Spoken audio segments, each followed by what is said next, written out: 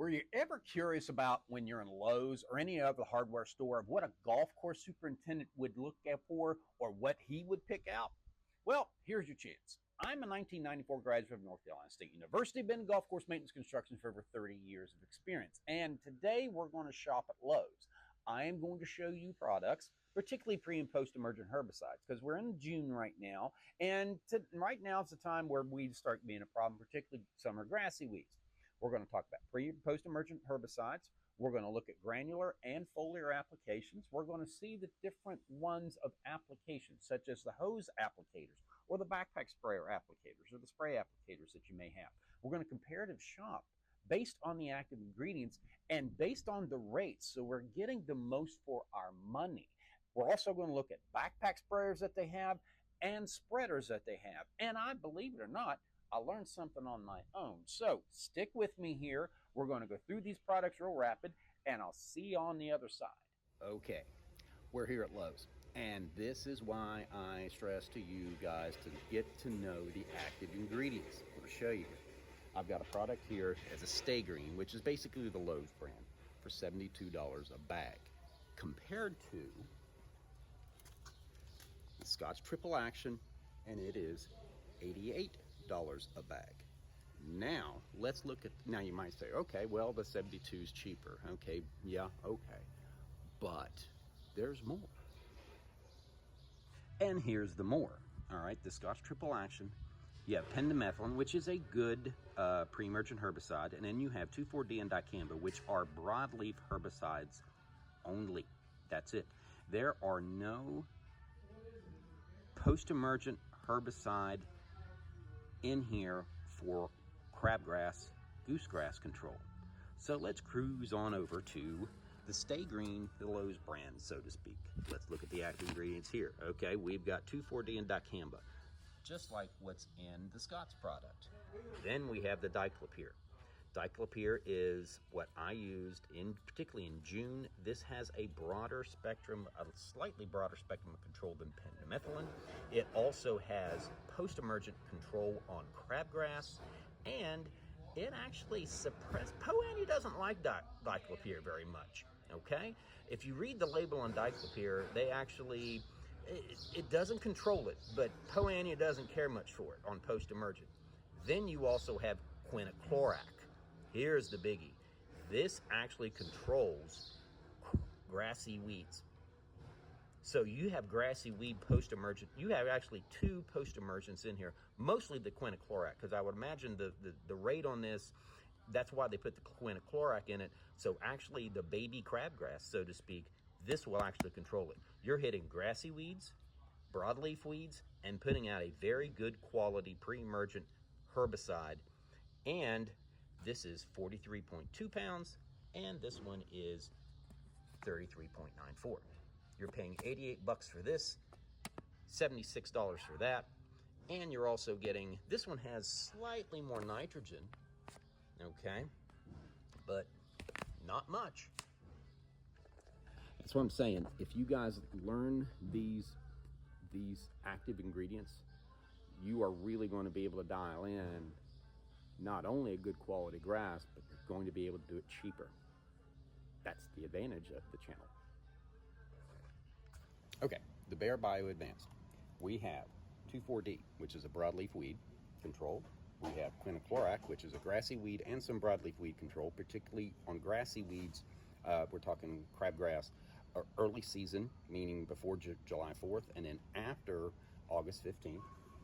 Then we also have dicamba, which is a broadleaf weed control, for $13.98. We go to Ortho Weed Clear, same price. We have got 2,4-D, broadleaf weed, quinaclorac, grassy weed, and some broadleaf weed. There again, early and late season control on grassy weeds. And we have dicamba, broadleaf weed control. Essentially, these two are identical, same active ingredients. Now, let's go with the cheaper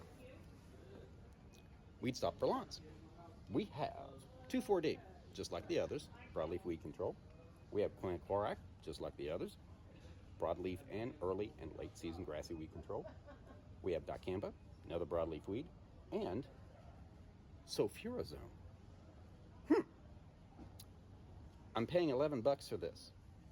The sulfurazone, I'm getting one more active ingredient. What's the relevance of sulfurazone? One, it's going to help me out in the middle of the season because I'm going out with two grassy weed controls, and it's also going to do with my nutsedge, and I'm saving $2. That's why it is so critical. That's why I'm really getting you guys dialed in to the active ingredients, so you know what you're shopping for and you can buy accordingly. And all these can go out on all cool season grasses, all three of the products, quality products. And you can also put it on Bermuda, zoysia, and I believe Bahia grass. Check the label, but I'm pretty sure. Now, St. Augustine and centipede, no. You guys are probably going to have to go with an atrazine product. So anyway, let's keep going. I thought this was kind of cool. A little bit of hillbilly engineering, so to speak. Okay, these ready-made products, and this is the Ortho Weed Clear that we just went over in the hose end adapter. These ready-made products, I will tell you this. I bought one time. I was in a pinch. Backpack sprayer broke. I was in the middle of a job. I had to finish. So I went out and grabbed one. The wands generally are not all that great. If they break, you're done. You can't get, there's no way to get the product out. And also, if you do spot treatments, generally if you have weed there in your yard, you're probably going to have another one either coming up that you don't see because the turf canopy. You're better off. And you have a tendency to use a little bit too much in that area, so you can at least get some fluorosis, brown spot, in that particular area.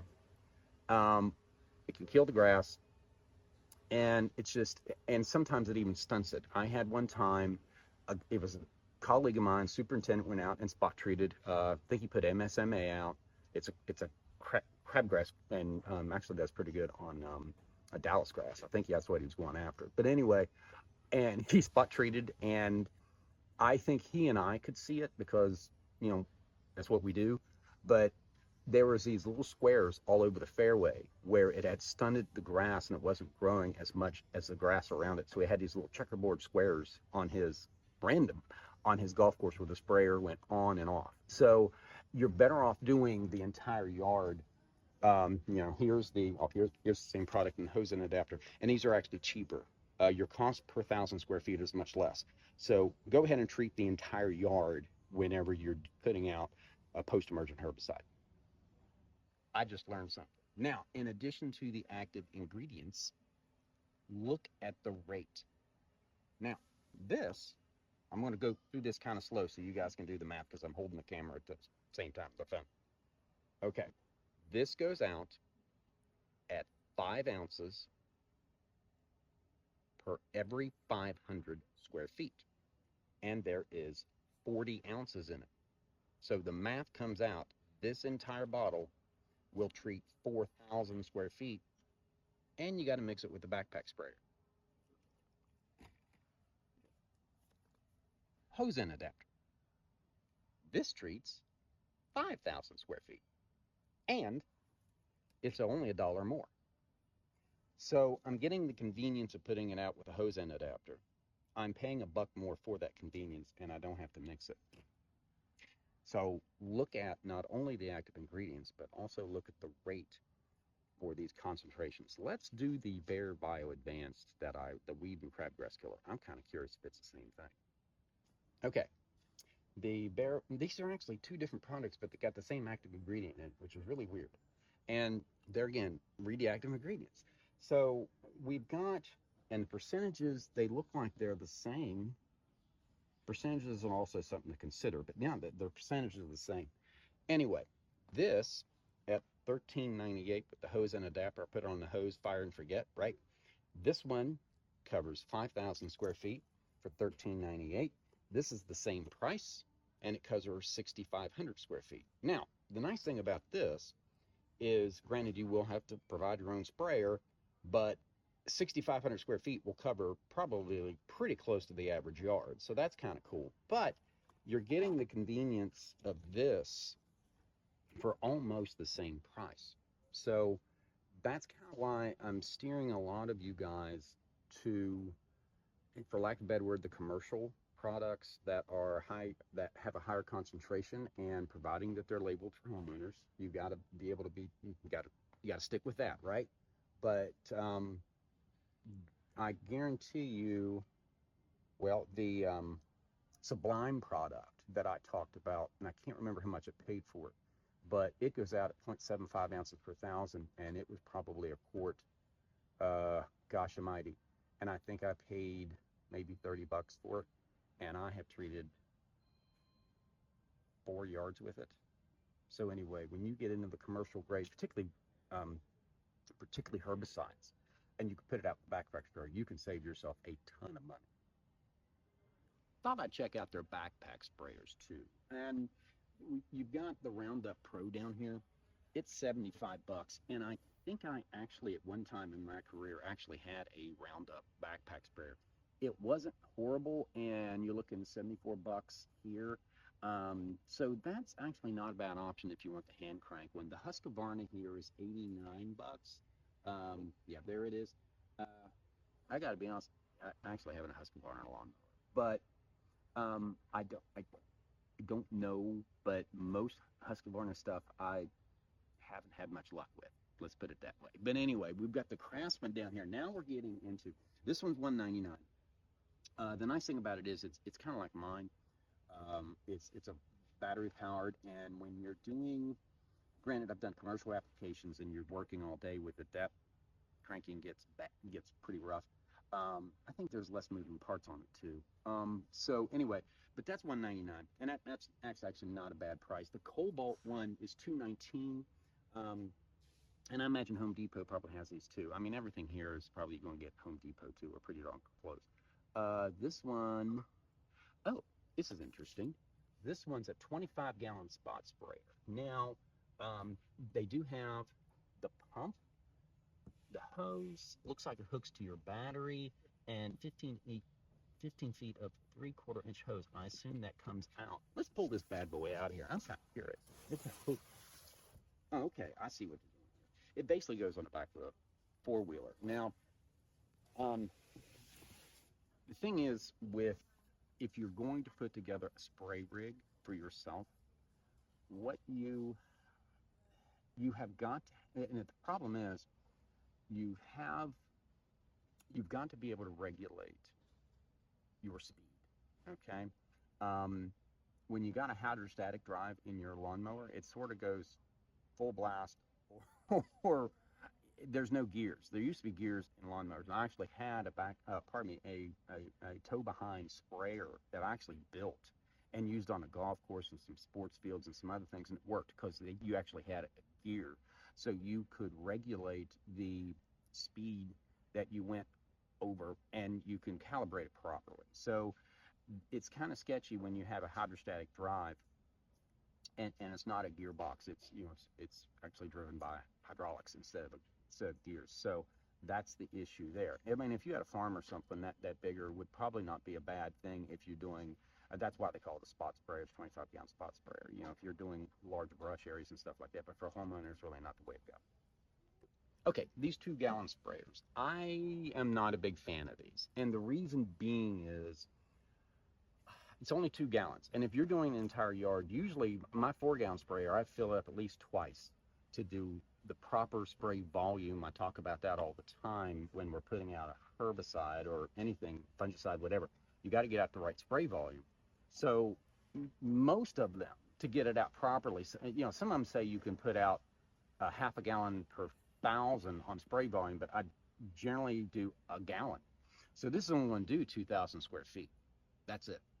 And so on an 8,000 square foot yard, you're filling up 4 times. That's kind of a pain in the butt.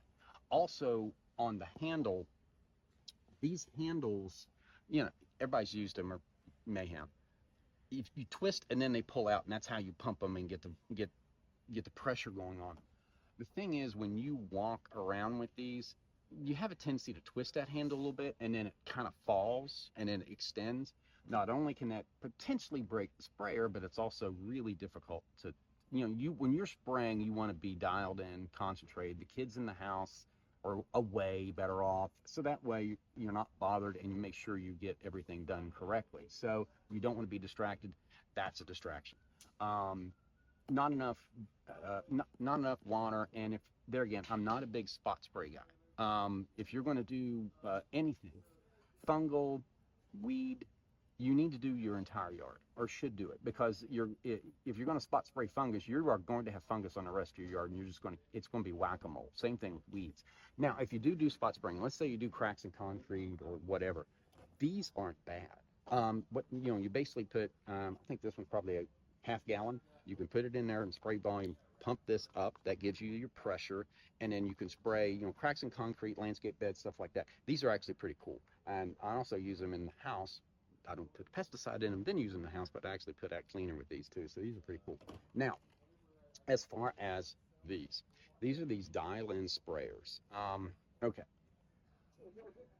Studies have shown if you put out both granular and foliar applications of fertilizer, it actually leads to better quality turf. I will be candid. I'm kind of old school because I've been doing it too doggone long. I have not dabbled too much into foliar applications of fertilizers. I would not recommend using these. I think the dial is kind of sketchy. It may be correct. I don't know. There again, I'm always extra cautious on grass, but I would use the manufacturer's whatever the manufacturer of whatever you're putting out, I would use that, because I don't necessarily trust these dials. And you can do the concentrate, but I would be more likely to use a backpack sprayer than these, because you lose grass, you're going to regret it. So I'm not a big fan of it. So that's just from my perspective. All right, let's keep going. Okay, now the comparison, we've got a Preen Green for 23 bucks. We've got a Scott's product for 69. This one covers 10,000 square feet for $23. This one covers 12,000 square feet for $69. Now, active ingredients. You've got 2,4-D, 1.37% 2,4-D, and 0.31% dicamba. This one, 0.22% 2,4-D and 0.081% dicamba. You actually get more active ingredient in the Preen, and it's less. And granted, the Scott's is for 12,000 square feet, but this one's for 10, the Preening Green. That's a lot of difference. Okay, in case Scott's feels slighted by my example, I'll give a pretty good endorsement. This stuff's really good. This Scott's Turf Builder Triple Action for Seeding, it has that mesotron product in it, that the one I featured in the video a few weeks ago. This is a really good product. You can put it out and seed right behind it. And it's got very good broadleaf, grassy weed control. This one's actually got a 21-22-4 fertilizer. It's a starter fertilizer in it. So it is, there again, it's built for seeding. This is good stuff. Really good stuff. Okay, fertilizer sprayers. Let's talk about those. This one's a Scott's for 49 bucks. They have this little, and they do it on a lot of theirs. One, I'm not overly crazy about the impeller on this one, but it may not be too bad. All of them have this new dial, which is actually kind of handy, and they're going to be reasonably accurate. The thing about Scott's spreaders is you're probably going to find the spreader settings on just about any bag that you purchase, because they're just so widely used. They also have this edge guard, which this keeps the fertilizer from going to the right here, and then you put it back to the middle to spread in both directions. So let's say you're putting out a broadleaf herbicide in a granular, and your landscape bed is over here, and you have some sensitive plants, and most of the landscape is broadleaf plants. You'll click on this guard, and you can actually get closer to the landscape bed. That is handy. However, the thing is, you got to remember to put it back in the middle. If not, you're going to have a funky looking yard If you're putting out fertilizer or if you're putting out herbicide, you're going to miss some. So you really got to be, that's why I'm saying anytime you do an application, you need to be dialed in and focused. Okay, let's do this one. This is a Stay Green, which is a Lowe's, basically the Lowe's product. And ironically, it looks a lot like the Scott's one. You know something? I bet you $100. They probably come out of the same factory. Well, this one's not in, but we can. Okay, now this one's got the dial, same impeller. I'm not overly crazy about this impeller, but you can always, when you get down to the last little bit, you can always give it a shake and have it come out the back. I'm also not crazy about these door types. I have put out some applications for these door types, and it's not that bad, don't get me wrong, but you can do better, and I'll show you here in a minute. The impeller looks pretty good. They do not have on this one that little guard I showed you that you can divert the product from going from out from one side or the other. So anyway, so this one's the larger one, and I think this one, yeah, this one's 69 bucks. It was in the wrong spot, but this one's 69. That over there's 49, and it's a smaller container. Now I will say it's nice to have the larger bin, because you can put the entire yard in there. And the advantage of that is if you get half your yard done, you may forget where you are and then skip some, which could lead to, or you could go over the same spot again and maybe lead to some turf damage. So, you know, that's the advantage of going with these larger bins. These small ones, it's really hard, okay, to put enough all the product in there that you need to do your entire yard, or you try to put it in there, you put too much in it, then you take a turn and you spill it, and now you got dead grass. So, you know, this one's 49 over there, this one's 69 here. You're paying an extra $20 for a larger bin. You don't have the, I guess, the technology, if you will, on that, you know, that little edge guard, but I would, if between these two, I'd take the larger bin.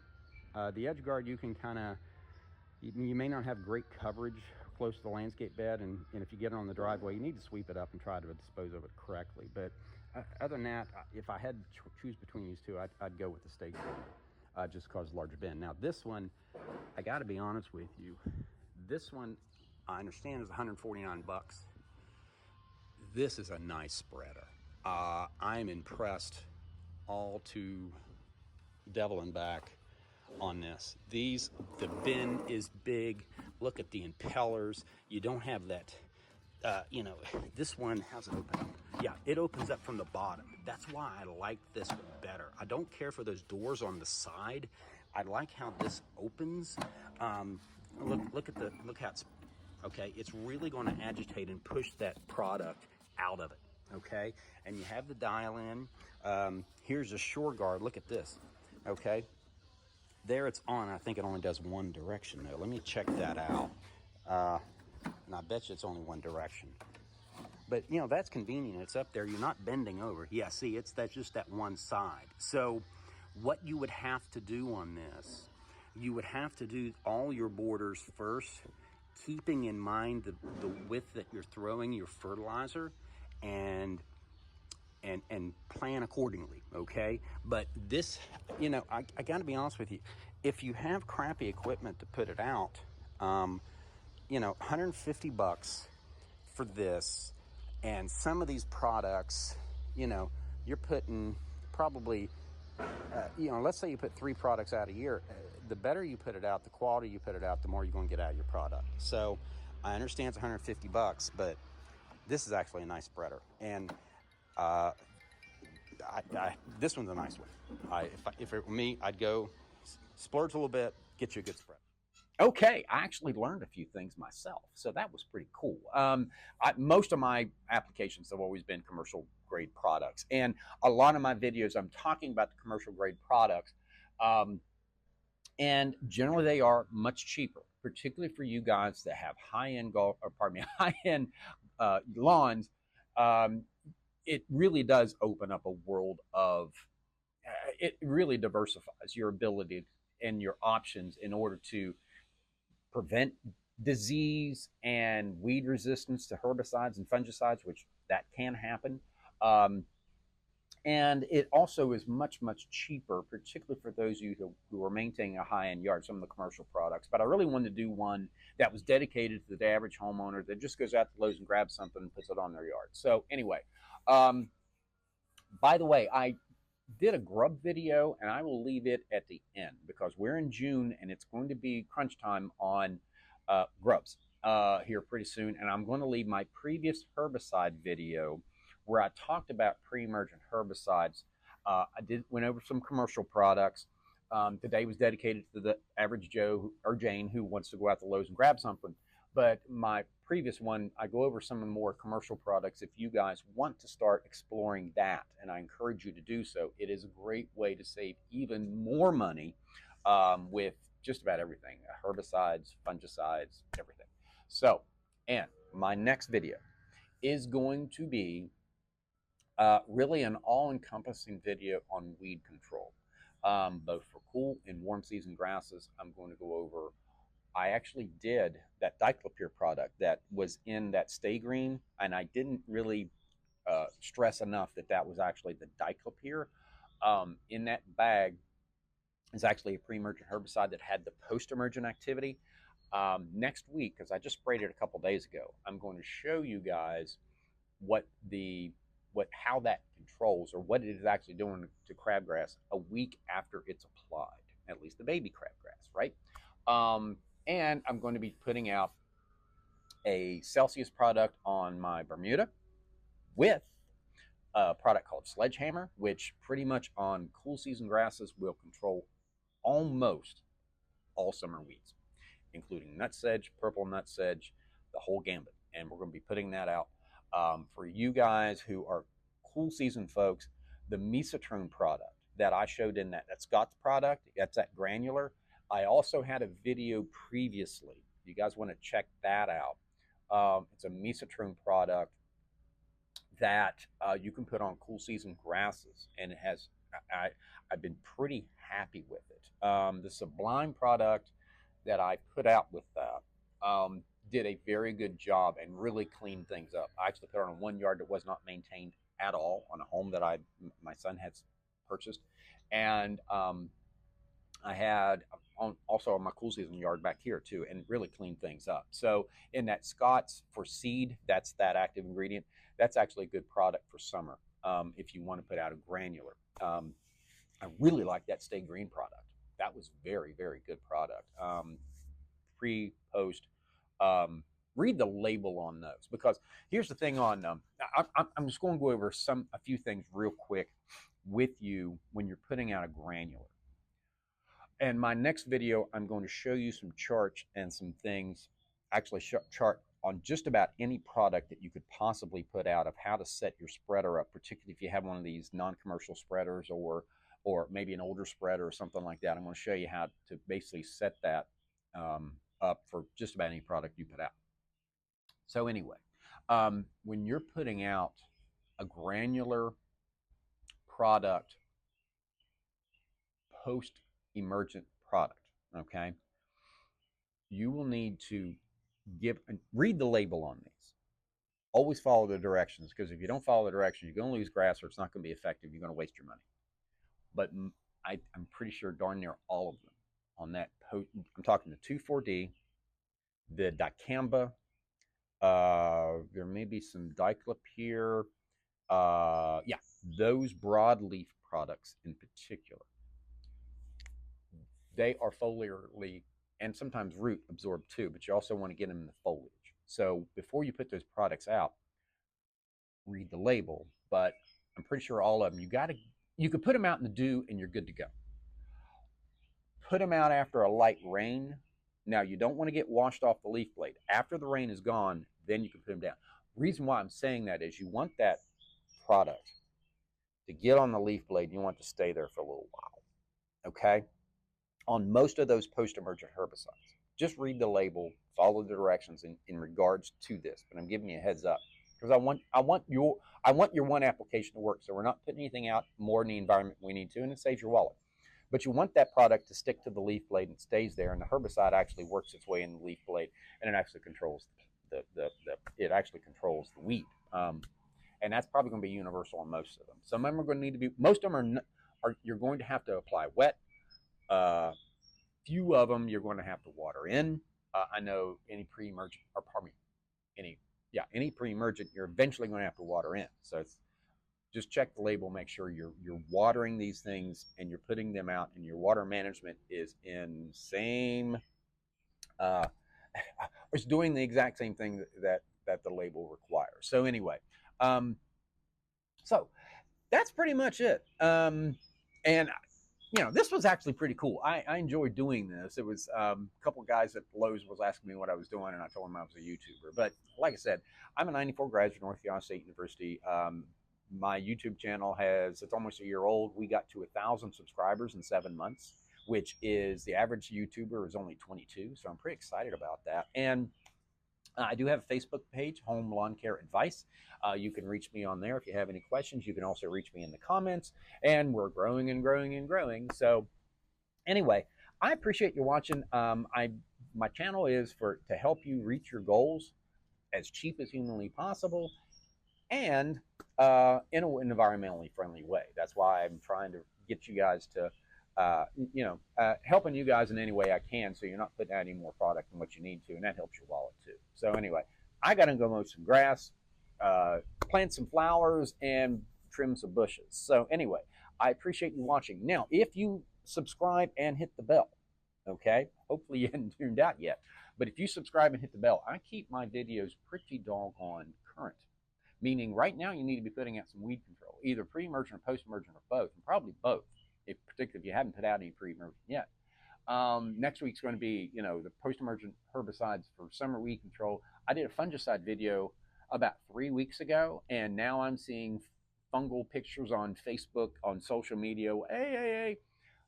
If they would have watched my video 3 weeks ago, they would have already had their fungicide out and wouldn't have had damaged grass. So I keep things very current. So if you hit that bell, you will get a notification that I have a video up, and it might be something you might want to be thinking about, something you might want to be doing, or something you may be planning for. Gives you a heads up so you can get ahead of everything, and you can keep the yard that you want. Anyway, I'm agronomist Greg Phillips. I appreciate you watching. Thanks.